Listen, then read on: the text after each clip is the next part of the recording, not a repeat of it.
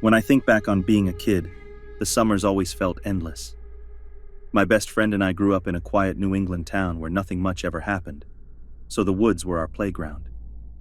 We'd ride our bikes out past the edge of town, drop them near some trailhead, and just wander until the sun started setting. There was this constant thrill that we might stumble across something hidden, an old cabin, a forgotten graveyard, anything to give us a story to tell. One afternoon, my dad gave us the kind of story that stuck in your head. He told us about a restaurant that used to sit deep in the woods, a place people stopped going to in the 70s.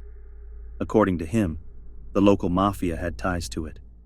There were rumors about people disappearing around that time, whispers that the bodies ended up dumped in the quarry out back. He swore it was just town gossip, but even he admitted nobody ever proved otherwise. My friend and I didn't need convincing. We knew right away we had to find it. For weeks, we turned it into a kind of obsession. We'd ask around, dig through old maps, even try to match up the overgrown trails with what we thought might have been old roads. The whole thing had this treasure hunt feeling, only instead of gold or pirate ships, we were chasing a place tied to crime stories and ghostly rumors. By early September, we finally stumbled across it. The sight of the restaurant made us stop in our tracks. The building was sagging under the weight of 2 decades without care, with vines creeping up its walls and trees practically hugging the structure. The parking lot was more weeds than asphalt, and the roof had partially caved in on one side, but it still carried this strange kind of presence. We circled the property, half excited and half nervous. To us, it was like finding a relic. After pacing around for a while, we pushed through a broken side door. The air inside hit us first. It smelled of damp wood, dust, and something sour that had probably been there for years. We lit our flip phones, and their tiny bluish glow barely cut through the gloom. The main dining area had rows of broken booths, tables flipped over, shards of glass on the floor. For a while, it was quiet enough that we started to relax, picking through the mess and laughing when we found things like old menus or a collapsed chair. Then a sound broke the silence. A shuffle. Not loud, but enough to freeze us both in place. We looked at each other, our eyes wide. My friend whispered, "Did you hear that?" I just nodded, because it had come from below, somewhere in the lower level. We told ourselves it had to be an animal, maybe raccoons or something, but neither of us felt easy about it. We made our way downstairs anyway. The lower floor was darker, colder, and carried this heaviness, like the air hadn't been stirred in years. Just a few minutes in, the sound came again, clearer this time, like something moving across the hallway ahead of us. My friend grabbed my arm and whispered that we should go. I turned toward him to say maybe we were overreacting, and that's when I caught it. A figure. Just a dark shape sliding from one side of the hall to the other. It was fast, but it was enough. My stomach dropped. We didn't need to speak. We just ran. Our sneakers pounded up the stairs, over the broken tile, out through the side door, and into the woods. By then the sun had set behind the trees, and the woods had gone from welcoming to suffocating. We didn't stop running until the building was long out of sight. The next morning, though, our curiosity dragged us back. This time, we moved slower and quieter, as if whoever or whatever was inside might still be around. We retraced our steps into the lower floor, straight to the hall where I'd seen that shadow. The room itself told us everything. Piled in the corner was bedding, dirty blankets, worn clothes, shirts that looked like they'd been there for weeks, if not months. The sight of it made my skin crawl. It hadn't been a ghost or some trick of the light. Someone had been living in that building. We decided to get out and find the quarry instead. It didn't take long before the trees opened up to this massive rock face, the kind that looked endless from where we stood. We started walking around the edge, pointing out graffiti and broken beer bottles scattered around from other visitors. That's when the sound came. Heavy footsteps behind us, close enough that they couldn't be mistaken for an animal. Before we could react, a man jumped out from behind the brush. He was older, maybe late 40s, with dirty blonde hair hanging in his face. His clothes were ragged, his skin sunburned, and his eyes wild. He tackled my friend hard to the ground, and instinct just took over. I kicked and shoved at him until he staggered back. Then he reached into his pants and pulled out a hunting knife. The sight of the blade in the fading daylight was enough to send us both tearing through the woods. We didn't look back. We didn't slow down. We just ran until the side of my house came into view. We locked the doors and sat on the floor shaking, trying to process what had just happened. We told my parents when they came home, but the disbelief was all over their faces. They thought we'd exaggerated or made the story up to spook them. That night, while my friend and I were trying to distract ourselves with video games, the floodlight in the backyard snapped on. I crept to the back door, my heart hammering, and saw the shed door hanging wide open. We always kept it shut. I ran upstairs, shaking my dad awake, and begged him to check. Annoyed, he finally came down with me and stepped outside. He got within a few feet of the shed before someone, an older man, burst out and sprinted into the woods. My dad ran back to the house, yelling for me to call the police. The cops came quickly, and after hearing the story, they searched the shed. Inside, they found the same kind of knife the man had pulled on us earlier. They promised to keep patrols in the area, but weeks passed with no news. Eventually, life moved on, though the fear stuck with us for a long time. Years later, when I was in college, my mom sent me an article. A local man had been found dead in that same abandoned building. The story hit me hard, not just because of the memories, but because the police never found who did it. I'll never know for sure, but I can't shake the thought that it was the same man who chased us all those years ago.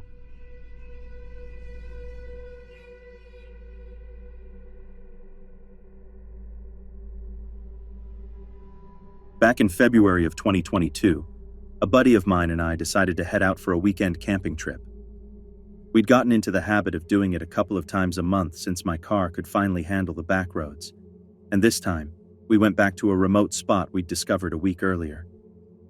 It was the kind of place where you might not see another person for miles, which was exactly what we liked about it. We got there Friday night, set up camp, and spent the evening by the fire. Nothing unusual. Saturday night is when things went sideways. It was around 9 o'clock, pitch black. The fire was the only light we had, and we were halfway through a couple beers when it started. Out of nowhere, this screaming cut through the woods. Not a startled shout or someone messing around. This was raw, guttural screaming, the kind of sound that instantly made the hair on your arms stand up. My friend and I just sat there, frozen, trying to make sense of it. At first, we hoped it was some drunk hiker blowing off steam, but the longer it went on, the clearer it became that this wasn't someone having fun. It had this edge of rage and misery, like whoever it was had lost their mind. It went on for 5 minutes straight before it finally tapered off, and by that point we were both paranoid as hell. We scrambled to gather anything we could use as a weapon: hatchets, knives, even big branches from the firewood pile. Every crackle in the trees had us on edge. 15 minutes later, just when we were starting to think maybe the night would quiet down again, a glow appeared down the trail. A lantern and a flashlight, moving closer. Then this guy stepped into our camp. He was breathing heavy, eyes wide, and before we could even get a word out, he asked if he could sit by the fire for a bit. My buddy and I gave each other a quick look, both of us holding tight to the makeshift weapons we'd grabbed, and finally agreed since it was 2 against 1. The silence got unbearable, so I asked him flat out what was going on. That's when he told us his name was Gary, and that the screaming we'd heard had been his friend, who he said had snapped and tried to kill him. He explained how they'd come out together, just hanging out, when out of nowhere his buddy lost it, started screaming, then lunged at him. Gary said he barely got away, grabbed his keys and light and ran. Then he added the part that made my stomach twist. His friend had chased him through the woods. Right as those words left his mouth, the screaming started again. This time it was close. So close we could make out the words. "Gary, I just want your balance. Give me your balance, Gary." It didn't even sound human anymore. It was this bizarre mix of guttural growls and sing-song tones, like his buddy was stuck between a laugh and a howl. My friend and I killed our lanterns instantly, crouched low, and prayed the maniac wouldn't notice our camp. By some miracle, he kept moving down the trail, his voice echoing further into the woods until it was gone. Over the next couple hours, Gary explained more. They had each taken a hefty dose of mushrooms earlier that day, and things were fine until his friend, let's call him Ty, suddenly went off the rails. Gary was still a little high himself, shaky but coherent, and kept repeating that he thought Ty had really wanted to hurt him. We sat there with him until close to midnight, the screaming still carrying faintly in the distance every now and then. Then it stopped. For about an hour there was nothing but the crackle of the fire and the occasional pop of ice shifting in the trees. We thought maybe Ty had wandered off and collapsed somewhere. That hope disappeared when a new voice came from the edge of the trees. "Help! I'm lost! Please!" Gary tensed immediately and tried to hide. My buddy and I stood up, armed and ready. Into the firelight stepped this huge guy, easily over 6 feet tall and broad-shouldered, with this dazed expression, like he didn't fully know where he was. He kept saying he was sorry, that he blacked out and didn't remember what had happened. We didn't drop our guard, but after some tense talking, we decided to walk him back to his own campsite. He seemed calmer, and eventually just slumped by his tent, like he had nothing left in him. The night ended without any more screaming, and by morning Gary was ready to leave. He thanked us over and over, gave me his number, and promised to let me know when he got home safe. We still keep in touch, and we're even planning another camping trip. Though after that night, I'm not sure anything out in the woods will ever feel the same.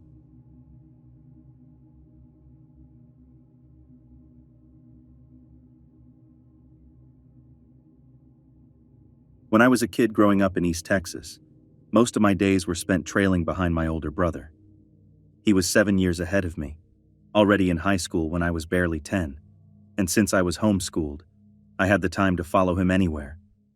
He always had some excuse to sneak off into the woods, usually to hide his cigarettes or chewing tobacco from our parents, and I was the tag-along. Those woods became our playground, a place where hours passed without us realizing. The land to the south of our place was owned by a mining company, so we weren't supposed to be wandering there, but to the north was endless forest and pasture. Technically, it was private property too, but in the country you assume you'll see a farmhouse long before you stumble into somebody's yard. Most days we didn't go far, maybe an hour's walk out before circling back. But one afternoon my brother got it in his head that we should just keep walking until we couldn't anymore. So we did. We passed pastures, crossed barbed wire fences, and moved through stretches of thick trees. My brother carried a Dr. Pepper bottle he was spitting tobacco into, and I kept asking how much farther, but he was determined. At some point, we came across a strange little pond, almost perfectly round, with one bank higher than the others. He told me it had been dug out with a tractor, which explained the odd shape. We kept going, and before long the woods opened up in a way I hadn't seen before. The clearing curved sharply, and as we followed it, something massive came into view. A large white building behind a tall fence. There was a wide gate and a dirt road stretching away from it, like it had been built to bring vehicles in and out. The strangest part was that it wasn't abandoned. We could actually hear voices and movement coming from inside the fence, and I remember clearly seeing people near the gate. That's when both of us froze. It wasn't just that we were trespassing. It was the sudden realization that whatever this place was, we weren't supposed to know it existed. My brother didn't waste time debating it. He told me firmly we had to go, and the tone of his voice made my stomach drop. We bolted. We ran so hard that we nearly stumbled back into the pond, and we didn't stop until we'd cut through every patch of woods and crossed every fence we could remember. When we finally caught our breath, my brother made me promise I wouldn't say a word about what we saw to our parents. He knew he'd get in trouble for dragging me out that far, but I think he was just as shaken as I was. After that, we still explored the woods, but never that deep again. Years later, when we were older and my brother had long since been busted by our dad for dipping, we started telling the story to family members, like it was one of our great adventures. Our mom was shocked, but we mostly laughed about it. Over time, it turned into this running joke about the time we nearly stumbled onto some secret government research site. But the memory never fully left me. Recently, I pulled up the area on Google Maps, half expecting to finally put the mystery to rest. I found the pond, the curving tree line, even the clearings. But the building? Nothing. No road, no fence, no trace of a facility. It didn't make sense.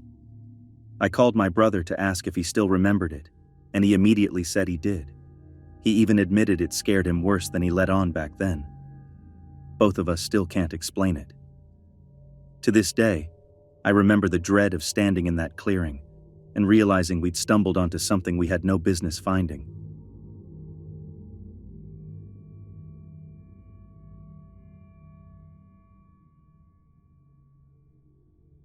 My mom has a story from her teenage years that stuck with me ever since she told it. She grew up in Alabama in the early 70s, and back then her family didn't have much. She was the oldest of 5 kids, with 3 younger sisters and a little brother, who was still small enough to be called the baby. My grandfather was strict, but he tried to prepare his kids for the world. He didn't always trust the neighborhoods they lived in, so one weekend he decided to take everyone into the woods and teach them how to handle a rifle. It wasn't supposed to be anything more than a family lesson in self-defense. It was late fall, so the air had that sharp chill to it, and the trees were stripped bare, leaving the ground covered in crunchy leaves. They picked a clearing just off an old dirt road near Montevallo, not too far from Birmingham, but far enough to feel completely secluded. The kids were excited. This was a break from chores and school, and it felt like an adventure. My grandmother came along too, probably more to keep an eye on everyone than to enjoy it. They hadn't been out there long when something felt off. At first, it was just the sound of an engine echoing faintly through the woods. That alone was strange. Cars didn't usually show up that deep in. My grandfather stiffened up immediately. Even with the rifle, he didn't like surprises, and he motioned for everyone to stay low. Before long, a big blue Ford Galaxy rolled into view, the engine louder than it should have been in the silence of the woods. What happened next is the part my mom says she'll never forget. The man behind the wheel stopped, stepped out, and without hesitation pulled a woman from the car. She didn't resist. She didn't even make a sound. He dragged her like dead weight and dropped her on the ground as if she was nothing to him. Then he got back in the car and drove off like it was the most normal thing in the world. The family stayed hidden under leaves like my grandfather told them, barely breathing, hearts pounding. Then, unbelievably, the woman sat up. She turned her head and looked directly at them.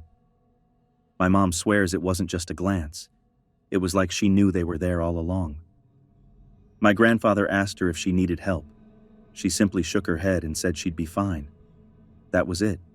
No explanations, no request for help, no attempt to follow them. It was almost like she wanted them to leave. My grandfather didn't argue. He quickly decided the lesson was over, and they started making their way back to the dirt road where their car was parked. But things weren't finished. As they walked out, the blue Ford Galaxy appeared again, heading toward them on the same road. My mom glanced inside and noticed a machete laid across the front seat beside the driver. It was huge, and it wasn't hidden. It was placed where they'd be sure to see it. The man slowed down and stopped, smiling like he was just being friendly. He asked my grandfather what they were doing out there. My grandfather held his rifle where the man could clearly see it and replied casually, telling him they were just out shooting for practice. The man nodded, told him to have a nice day, and kept driving.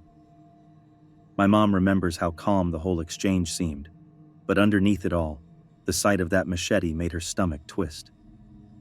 The next day, my grandfather couldn't shake the whole thing and went back out to the woods alone. The woman wasn't there anymore. Instead, he found a wig, a purse, some tissues, and a pair of eyeglasses lying in the leaves. He picked them up and brought them home, which sent my mom into hysterics. She screamed over and over that the woman had been killed, convinced that they had watched the beginning of something awful. My grandfather eventually took the items to the police, but nothing ever came of it. No follow-up, no news stories, nothing. Just when they thought it might fade into memory, something else happened that put everyone back on edge. Early the very next morning, my grandmother called the house from work. She told the kids not to take the bus to school that day. When my mom asked why, my grandmother's answer made her blood run cold. She said the blue Ford Galaxy was sitting at the bus stop, waiting.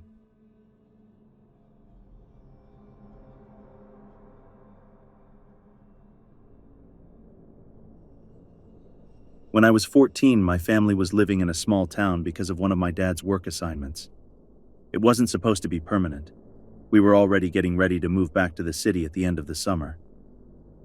During that time, I'd made a friend at school named Lawrence. He liked to act like he was tougher than he actually was, but he was fun to be around. And since I was moving soon, his parents let me stay over at his place one weekend. The next morning, Lawrence told me he had found something out in the woods a couple miles from his house. "It's a cave," he said, grinning. "We should go check it out." To my 14-year-old brain, that sounded like an adventure. I didn't think twice about it. The only thing he admitted later was that he'd never actually been inside. It was just something he stumbled on while wandering around. It took us a while to find it, but eventually we came across this opening, tucked away behind trees and brush. From the outside, it didn't look like much. But once we stepped inside, it was obvious other people had been there before. Old beer bottles, crumpled chip bags, broken glass, all the signs that kids or maybe adults had used it as a hangout spot. At first, I thought that was all it was going to be. The deeper we went, though, the worse it got. A heavy, sour smell hung in the air, and the ground started to look less like a party spot and more like someone's home. There was trash piled against the rock walls, a dirty blanket laid out like a bed, and an old grocery bag that looked like it had been used as a bathroom. I even noticed a few syringes lying around. At the time, I didn't recognize them, but looking back now, I know exactly what they were. My stomach dropped. This wasn't just a random hangout. Someone was living there. That was enough to make me uneasy, but what I found next made my skin crawl. On top of a pile of junk, there was an old photo album. I picked it up and flipped it open while holding my flashlight with the other hand. The first images I saw were black and white, grainy photographs. At first, they looked like pictures of prison yards, fences, guard towers. Then I turned to a page that made my blood run cold. It was a pile of bodies, people in uniforms with stars on them. I realized I was staring at photos from the Holocaust. As I started to turn the page, I noticed two of them were stuck together. There was some kind of substance smeared across the paper. It only took me a second to put it together, and when I did, my whole body went rigid. Whoever had been living in that cave had been using these photographs for that. I remember just standing there, flashlight shaking in my hand, feeling this horrible sense that I was looking straight into someone's twisted mind. I spun around to Lawrence, and for once I didn't care if he thought I was being scared or weak. "We need to leave, now." He didn't argue, which told me he was just as shaken. In fact, he'd seen something worse.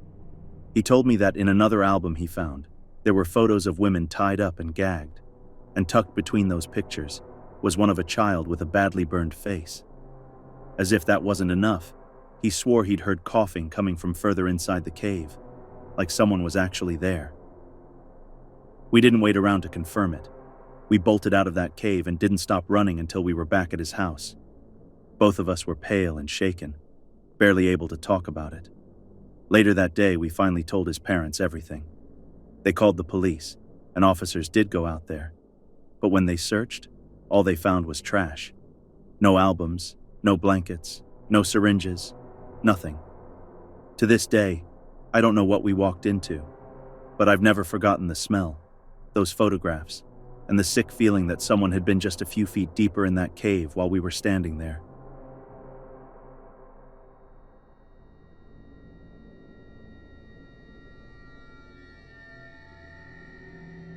That night started off like any other small-town birthday gathering, just a handful of friends hanging out and messing around in Nick's backyard. His house was at the edge of the woods, far enough from neighbors that we felt like we had the world to ourselves.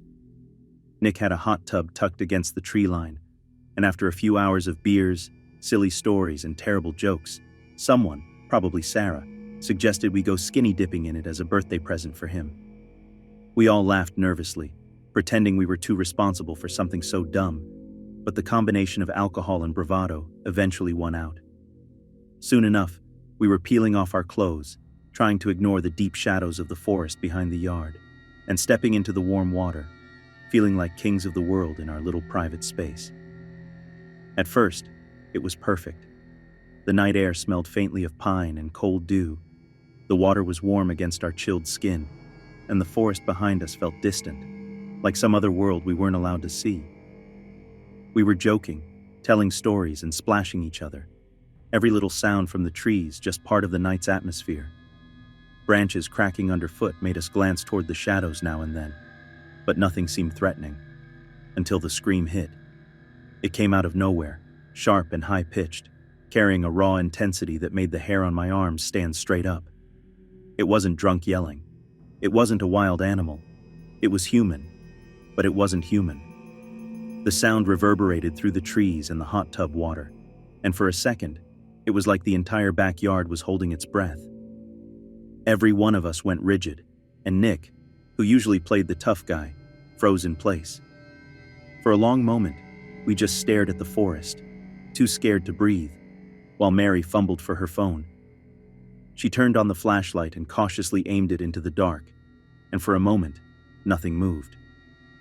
Then we noticed it, eyes reflecting far behind Sarah, a white form shifting just enough that it was unmistakable. That was all it took. We scrambled out of the hot tub, dripping water, barely thinking about towels or our clothes. Screaming and tripping over roots, we ran toward the back door.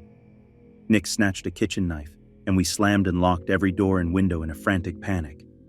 The forest stayed alive with sounds, the rasping of breaths, the rustle of underbrush, the occasional sharp snap of a branch, like it was actively watching and following our movements. We huddled together, trembling, trying to make sense of what had just happened, realizing how close we had been to whatever had been out there. Phones, wallets, keys, all left near the edge of the forest, were now useless. We tried not to think about them, but every tiny noise made us jump. Half an hour in, we heard another scream, this time from even closer, followed almost immediately by soft, deliberate knocks on the doors. Sarah started crying, and I could see the panic on everyone else's faces. The darkness outside seemed alive, pressing against the windows, feeding off our fear. Nick finally ran to meet his parents on the way home, and when they arrived, we explained what happened as best we could, but they couldn't see or hear anything unusual. We stayed in the basement, wrapped in blankets and silence, listening to the occasional crack of a branch or distant rustle in the yard. Every minute felt like an hour, every shadow on the wall a potential intruder.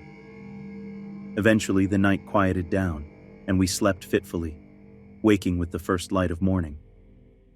Once the sun was up, we went back to gather our things from the yard. Everything was there, except for Nick's shirt and the underwear of Sarah and Mary, which were gone without a trace.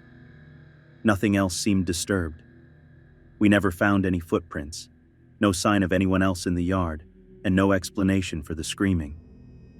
Even now, years later, thinking back to that night sends a chill down my spine. It was a perfect mix of teenage recklessness and sheer terror, a night where the woods themselves seemed alive and watching.